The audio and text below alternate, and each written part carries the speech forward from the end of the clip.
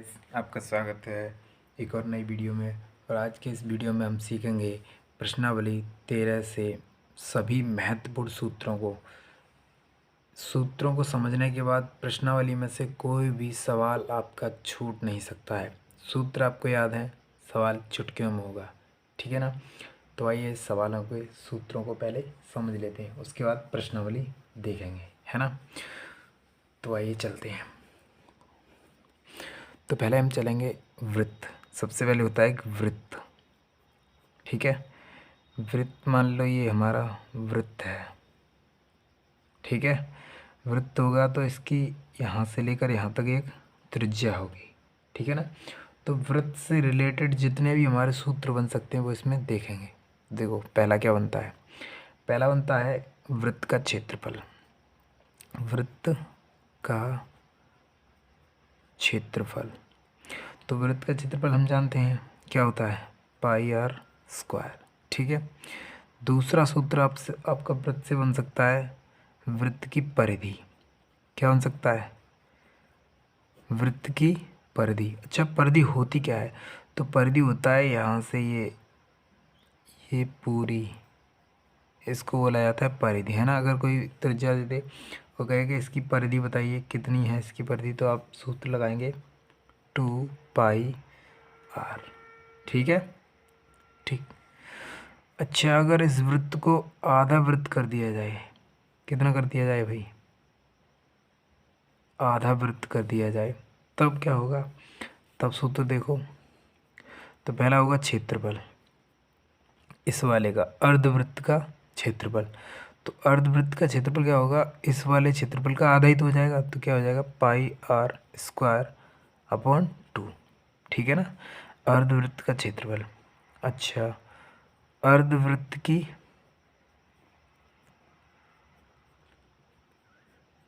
परिधि, तो देखो ये पूरे वृत्त की परिधि थी, तो अर्धवृत्त की परिधि क्या हो जाएगी, फिर इसकी भी आधी कर दो, तो 2 पाई आर/2, 2 से 2 कट गया, तो अर्धवृत्त की परिधि क्या हो जाएगी, पाई आर, ठीक है।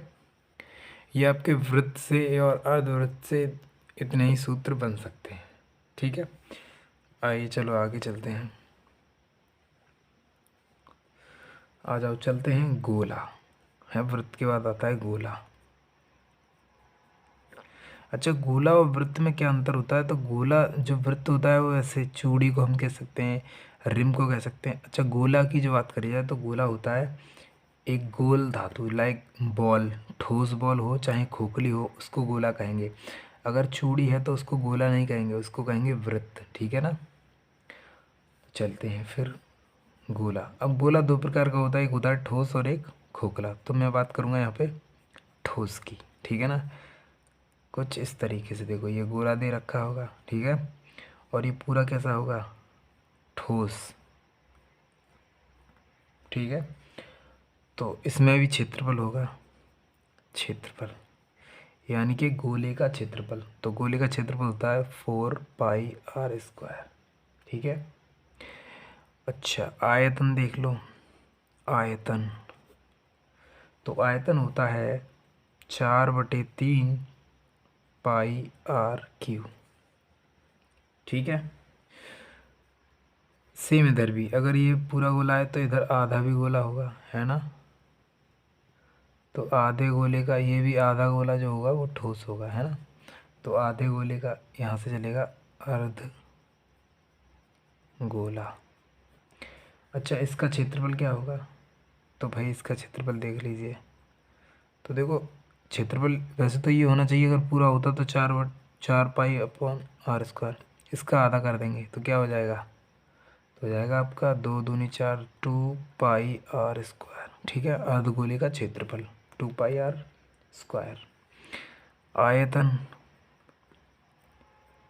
आयतन, तो देख लीजिए आयतन कितना था उसका, 4/3 था और पाई आर क्यू था। तो इसका आधा करेंगे तो आधा के लिए 2 लगाएंगे, तो 2 × 1 = 2, 2 दूनी 4, तो क्या हो जाएगा 2/3 पाई आर क्यू, ठीक है, ठीक है। अच्छा, इसका कुल क्षेत्रफल, गोले का कुल क्षेत्रफल अगर पूछेगा तो वो हो जाएगा आपका, एक तो देखो 2πr² होगा, है ना। 2πr² का मतलब क्षेत्रफल प्लस πr², ठीक है। πr² मतलब समझे तुम, देखो ये यहाँ से लेकर यहाँ तक की दूरी है ना, πr² इतना हो जाएगा, है ना। अब अर्धगोले का क्षेत्रफल हो गया आपका ये 2πr² प्लस πr²। तो देखो 2 पाई इधर है, 1 पाई इधर है, तो 3πr² हो गया। ये है अर्धगोले का कुल क्षेत्रफल। चलिए आगे, ठीक है, इतना क्लियर हो रहा है। आगे चलेंगे, तो आगे चलेंगे हम बात करते हैं वर्ग की। वर्ग होता कैसे है, तो वर्ग होता है कुछ इस तरीके से। लेकिन वर्ग की एक खास बात होती है क्या, कि सारी भुजाएं बराबर होती हैं। अगर ये x मीटर की है तो ये भी x होगी, ये भी x, ये भी x और ये भी x। मतलब कहने का ये है कि वर्ग की प्रत्येक भुजा समान होती है, बराबर होती है ना। तो कब बात करेंगे वर्ग का क्षेत्रफल, अगर पूछने को आ जाए वर्ग का क्षेत्रफल, तो वर्ग का क्षेत्रफल होता है भुजा पे वर्ग। मतलब क्या, ये भुजा दे रखी है, एक भुजा कोई सी भी, उसके 2 की घात लगा दो तो वर्ग का क्षेत्रफल आ जाएगा। जैसे यहाँ 5 लिखा है, ठीक है ना, मान लो ये 5 लिखा है, तो 5 ये भी होगी, 5 ये होगी, 5 ये भी और 5 ये भी, है ना। तो हमें अगर क्षेत्रफल निकालना होगा तो 5 पे घात 2 लगाएंगे और इसका क्षेत्रफल हो जाएगा आपका 5×5 25, ठीक है, सेंटीमीटर स्क्वायर, ठीक है ना, समझ में आया। चलिए फिर आगे, दूसरा होता है परिमाप। क्या होता है, परिमाप। तो परिमाप और परिधि एक जैसा होता है। देखो परिधि क्या होती है, हर तरफ की बाउंड्री, है ना, मतलब हर तरफ की साइड। तो इसकी भी हर तरफ की साइड होती है, उसी को परिमाप या परिधि बोलते हैं, परिमाप बोलते हैं इसमें, ठीक है ना। तो क्या हो जाएगा, एक्स एक्स एक्स एक्स, मतलब कितनी बार एक्स है, x plus x plus x plus x, मतलब 4x, है ना। या फिर इसको ऐसे भी कह सकते हैं 4, और जो x है वो हमारी क्या है, भुजा है, तो 4 भुजा भी कह सकते हैं। 4 गुणित भुजा, भुजा की जितनी लंबाई हो 4 से गुणा कर देंगे, बस हो जाएगा आपका, ठीक है। आगे कभी कभी आ जाता है विकर्ण भी पूछ लेता है, तो विकर्ण भी लिख देते हैं हम। तो विकर्ण होता है इसका √2 इंटू भुजा, ठीक है। बस इतने ही बनेंगे इससे, मतलब वर्ग से इतने, गोला से इतने बन सकते हैं और वृत्त से इतने बन सकते हैं, ठीक है। चलिए फिर आगे चलते हैं, ठीक है। वर्ग के बाद हम बात करें, वर्ग जैसी आकृति एक और होती है आयत, ठीक है। अब आयत को देख लेते हैं हम। तो देखो आयत भी वर्ग के जैसा ही होता है, आयत भी कैसा होता है, वर्ग के जैसा। लेकिन इसमें क्या होता है कि जो ये चौड़ाई दे रखी है, चौड़ाई को ब्रेथ बोलते हैं और लंबाई को लेंथ बोलते हैं। तो जो लंबाई होगी वो लंबाई के बराबर होगी और जो चौड़ाई होगी वो चौड़ाई के बराबर होगी। ये होता है आयत, ठीक है। तो इसके लिए सूत्र होता है आयत का क्षेत्रफल। आयत का क्षेत्रफल होता है लंबाई गुणित चौड़ाई। अगर तुमसे कोई पूछे कि आयत का क्षेत्रफल बताइए, तो लंबाई का उसकी चौड़ाई से गुणा कर दीजिए, आपको क्षेत्रफल मिल जाएगा, ठीक है। बात करते हैं परिमाप की। परिमाप, तो परिमाप आप जानते हो, परिमाप ये सारी की सारी इसकी दीवारों को जोड़ लो, वही होता है परिमाप, है ना। तो देखो हमने पहले इसको जोड़ा लंबाई, ठीक है, प्लस फिर चौड़ाई, फिर प्लस लंबाई, फिर प्लस चौड़ाई, यानी कि लंबाई भी 2 बार और चौड़ाई भी 2 बार। तो मैं कह सकता हूँ 2 कोष्ठक में 2 तो लंबाई है ना, प्लस 2 ही चौड़ाई है, ठीक है ना। तो अगर सूत्र होता है इसका 2 लंबाई प्लस चौड़ाई, मतलब 2 का गुणा करते हैं लंबाई और चौड़ाई में, ये हो जाता है आपका आयत का परिमाप, ठीक है। ठीक, चलते हैं कुछ अभी और कुछ आकृतियाँ और बची हुई हैं, कुछ भी थोड़ी सी बात करते हैं अभी। घनाभ की बात करते हैं, चलो घनाभ की बात करते हैं, ठीक है। तो देखो घनाभ क्या होता है, तो घनाभ होता है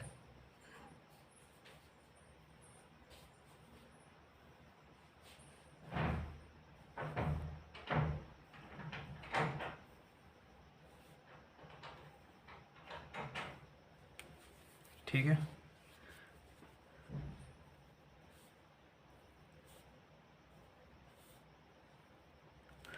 एक तो होता है घनाभ, एक होता है घन, ठीक है। इसको भी देख लेते हैं।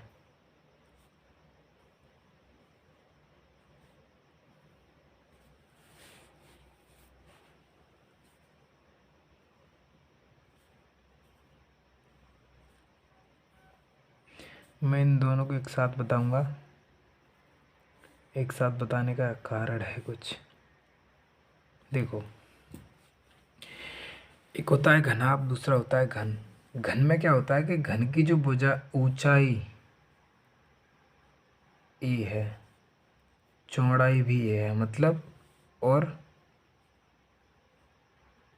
लंबाई चौड़ाई ऊंचाई, ये तीनों क्या होती हैं, बराबर होती हैं। लंबाई भी बराबर, चौड़ाई भी, लंबाई बराबर होती है चौड़ाई और बराबर होती है ऊंचाई।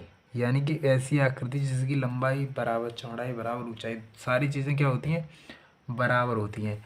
लेकिन घन में क्या होता है, लंबाई लेंथ अलग, चौड़ाई ब्रेथ अलग, और ऊंचाई हाइट ये भी अलग, ठीक है ना।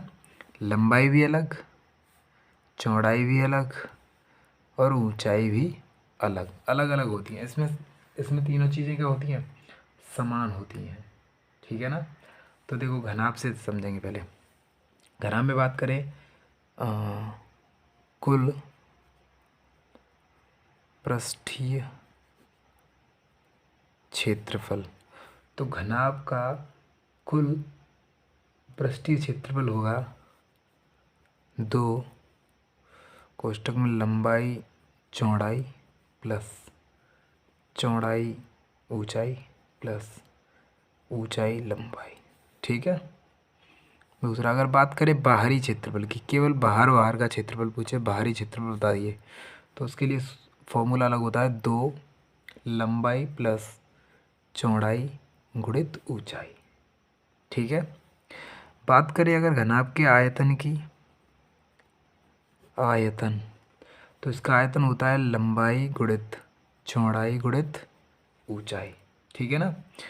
एक और बात करें अगर विकर्ण की, क्या बात करें, विकर्ण निकालना हो तो विकर्ण के लिए होता है लंबाई स्क्वायर प्लस चौड़ाई स्क्वायर प्लस ऊंचाई स्क्वायर, ठीक है। इतने ही पूछे जा सकते हैं इसमें से, ठीक है। बात करो इस घन में आ जाओ।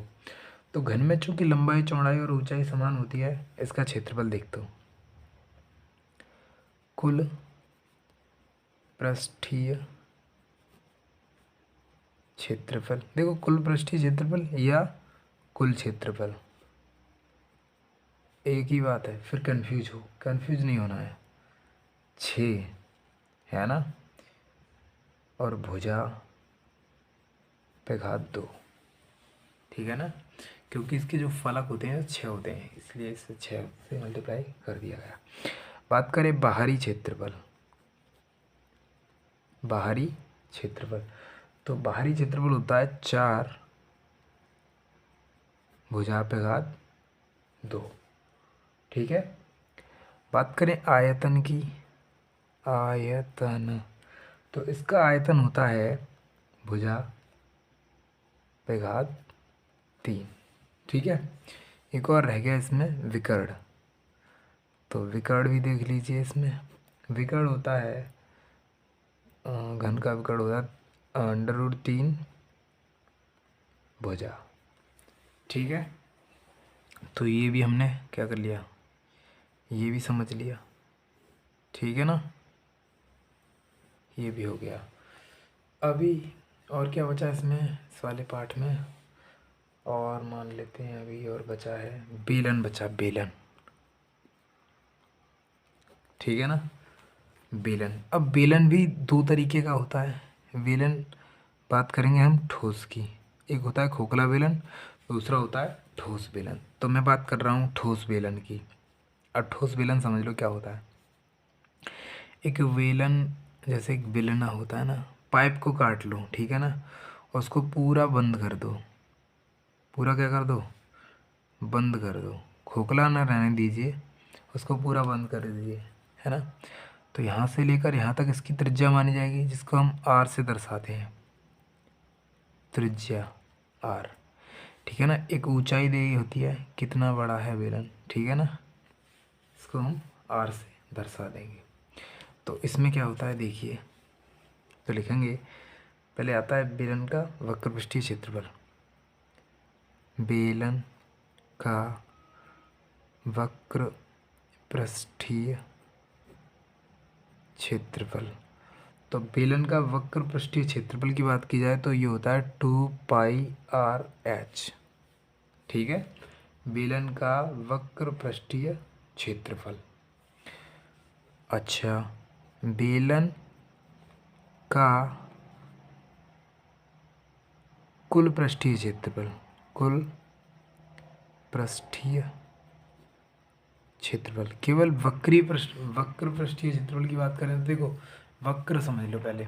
जैसे मैं कह सकता हूँ ये बेलन है, ये बेलन ही था, ये बेलन है, तो इसका क्षेत्रफल वक्र होता है, ये वक्र पृष्ठीय क्षेत्रफल की बात की जाए तो 2πr/h। और कुल क्षेत्रफल, ये भी और ये सारा कुछ क्षेत्रफल की बात की जाए तो उसको बोला जाता है कुल क्षेत्रफल।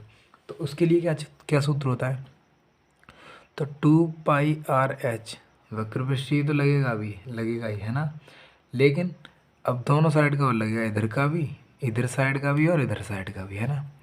तो ये हो जाएगा πr² + πr²। अच्छा, πr² 2 बार क्यों, तो देखो, अगर इधर प्लेन होगा तो यहाँ पे गोला दिखाई देगा हमें, गोल गोल देखो, है ना।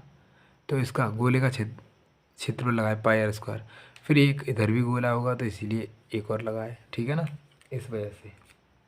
तो ये हो जाएगा 2πr/h + πr² 2 बार, 2πr²। तो देखो 2πr कॉमन ले लेते हैं, यहाँ से बचेगा h प्लस यहाँ से बचेगा r। ठीक है, ये हो जाएगा आपका बेलन का कुल पृष्ठीय क्षेत्रफल। ठीक है, अब बात करें बेलन का आयतन, बस इतना और पूछ सकता है आयतन बेलन का। तो बेलन का आयतन होता है πr²h। ठीक है, अब बेलन ये तो रहा ठोस। अब इधर बात करते हैं बेलन खोखले की। बेलन तो ये भी है, लेकिन ये कैसा है, खोखला। खोखला समझते हैं, खोखला समझ लो। देखो, तो खोखला बेलन कब माना जाएगा, जब अंदर से वो बिल्कुल कैसा हो, खाली हो, कुछ इस तरीके से। देखो ये खाली कर दिया मैंने, तो इसको बोला जाएगा खोखला बेलन, ठीक है ना, क्योंकि ये खाली है। समझ रहे हो ना, आसानी से समझना है। तो ये खोखला बेलन हो गया। तो इसमें कैसे होता है, देखो पहले चित्र के माध्यम से समझेंगे। अब मैंने खोखला बेलन बनाया ये, ठीक है ना, तो इसकी क्या होंगी, 2 दीवारें होंगी, ठीक है ना, सही है ना। अब देखो जी ऐसे होगा, ये गोला अलग और ये वाला गोला अलग, सेम इधर होगा,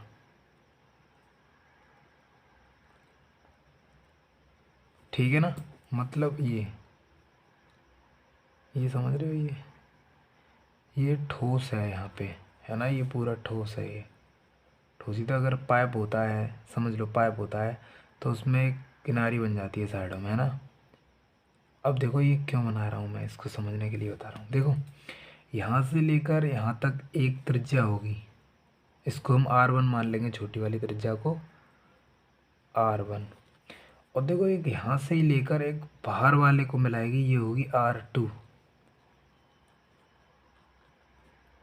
ठीक है ना, ये R2, ठीक है ना, R2 मान सकते हो, या R2 नहीं, तुम R बड़ा मान लो, बड़ा R, मतलब बड़े वाली को बड़ा R और छोटी वाली को छोटा R। ठीक है, और इसकी जो ऊंचाई होगी, ऊंचाई तो बराबर ही रहेगी h। ठीक है, ये क्या हो जाएगी, ऊंचाई।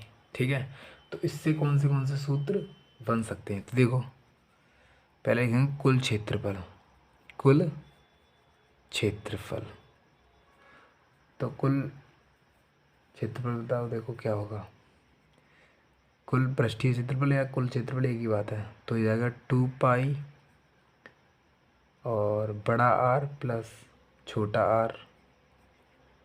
ठीक है ना, और कोष्टक में H प्लस बड़े वाले में से छोटा वाला R निकाल दीजिए, ये हो जाएगा कुल क्षेत्रफल। अच्छा, कुल वक्र पृष्ठीय क्षेत्रफल वो क्या होगा, तो हो जाएगा 2 पाई नहीं 2 पाई H, 2 पाई H, और इधर R बड़ा और फिर एक छोटा भी R। ठीक है, समझ में आया। ठीक, ये लिखते चलना है आपको, नहीं लिख पा रहे हो जल्दी जल्दी तो स्क्रीनशॉट ले सकते हो। चलिए आगे, आगे रहती हैं, थोड़ा सा और बचा है, एक और ये बचा है शंकु। शंकु इम्पोर्टेंट है, आते हैं पेपर में शंकु से भी सवाल। तो शंकु पहले समझते हैं होता क्या है। तो देखो शंकु कुछ इस तरीके की आकृति होती है, जैसे हमने देखा होगा बर्थडे में क्या होता है, बच्चों के लिए टोपी लाई जाती हैं, वो जो टोपियाँ होती हैं वो शंकुनुमा होती हैं। ठीक है ना, शंकु में यहाँ पे क्या होता है, 90 डिग्री का कोण बनता है, मतलब बिल्कुल। तो यहाँ से लेकर यहाँ तक जो होता है, दूरी जो होती है, उसको हम बोलते हैं त्रिज्या, जिसे R से दर्शाते हैं। ठीक है ना, और एक ये वाली ऊंचाई होती है जिसको L से दर्शाया जाता है, जिसको बोलते हैं तिर्यक ऊंचाई, तिर्यक ऊंचाई। एक तो ये ऊंचाई होगी ये तिरछी वाली है, इसलिए इसको तिर्यक ऊंचाई बोला जाता है, और एक ये वाली ऊंचाई होती है, इसको बोला जाता है ऊंचाई। ठीक है, जो तिरछी वाली है उसको तिर्यक ऊंचाई, और जो तिरछी नहीं है उसको ऊंचाई। ठीक है, तो अगर तिर्यक ऊंचाई निकालनी हो तो देखो तिर्यक ऊंचाई बराबर, इसके लिए एक सूत्र होता है, क्या होता है सूत्र, तिर्यक ऊंचाई को L से प्रदर्शित करते हैं, सूत्र होता है अंडर रूट में R² प्लस H²। ठीक है ना, वैसे आप इसको पाइथागोरस थ्योरम से भी समझ सकते हो, यहाँ पे 90 डिग्री का कोण है तो कर्ण हुआ ना ये, तो कर्ण बराबर आधार वर्ग प्लस लंब वर्ग। ठीक है ना, तो यही है। अब देखो लेकिन इसको तिर्यक ऊंचाई है, तो देखो आगे वक्र पृष्ठीय क्षेत्रफल, वक्र पृष्ठीय क्षेत्रफल होता है इसका πr_l। ठीक है, कुल पृष्ठीय क्षेत्रफल, अगर कुल पृष्ठीय क्षेत्रफल की बात की जाए तो इसका कुल पृष्ठीय क्षेत्रफल क्या होता है, कुल पृष्ठीय क्षेत्रफल इसका होता है, हाँ πr_l तो होगा ही, प्लस में एक ये वाला जुड़ जाएगा, क्या πr²। देखो πr इसमें भी है, πr इसमें भी है, तो πr हो जाएगा आपका कॉमन, यहाँ से बचेगा एल, यहाँ से बचेगा आर। तो ये हो जाएगा आपका कुल पृष्ठीय क्षेत्रफल। ठीक है ना, सारा हो गया। सॉरी, एक और बचा है, एक और बचा है, जिसको बोला जाता है छिन्नक। क्या बोलते हैं? छिन्नक। बेसिकली छिन्नक भी शंकु का ही भाग होता है। देखो होता क्या है जैसे छिन्नक, जैसे मैंने एक शंकु लिया, ठीक है, और शंकु लिया मैंने, ठीक है, ये शंकु हो गया। अब मैं बात करूँ, मैंने शंकु को यहाँ से क्या कर दिया, ऊपर इतना हिस्सा मैंने क्या कर दिया, शंकु का काट दिया, हटा दिया। तो जो अब ये बचा, ये वाला हटाने के बाद जो भी बचा, इसको बोला जाता है छिन्नक। ठीक है, तो छिन्नक बेसिकली होता कैसे है, कुछ ऐसे, ठीक है ना। तो एक ये वाली त्रिज्या और एक ये वाली त्रिज्या, दो त्रिज्या हो गई ना, है ना। तो इसमें हम इसको मान लेते हैं R1 त्रिज्या, और इसको मान ले रहा हूँ मैं R2 त्रिज्या। त्रिज्या दोनों ही है, ठीक है ना। और ये वाली तिरछी ऊंचाई है, इसलिए इसको तिरछी ऊंचाई या आप तिर्यक ऊंचाई भी कह सकते हैं, ठीक है ना। और एक ये वाली ऊंचाई है, इसको तो हम कहेंगे H, जिसको बोला जाता है ऊंचाई।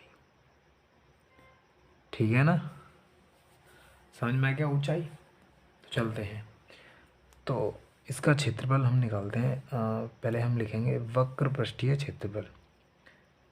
वक्र पृष्ठीय क्षेत्रफल, तो इसका सूत्र होता है, वक्र पृष्ठीय क्षेत्रफल का सूत्र होता है पाई एल और R1 प्लस R2।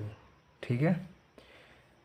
अच्छा, कुल क्षेत्रफल की बात करें, कुल क्षेत्रफल या कुल वक्र पृष्ठीय क्षेत्रफल, तो होता है pi L R1 plus R2। ये तो होता ही है, इसमें ये तो लगता ही है प्रत्येक में, फिर प्लस लगा के और जुड़ेगा इसमें पाई R1 square plus R2 square. ठीक है, और एक और रह गया इसका आयतन। ठीक है ना, तो आयतन होता है 1/3 पाई H R1 square plus R2 square plus R1 R2। ठीक है,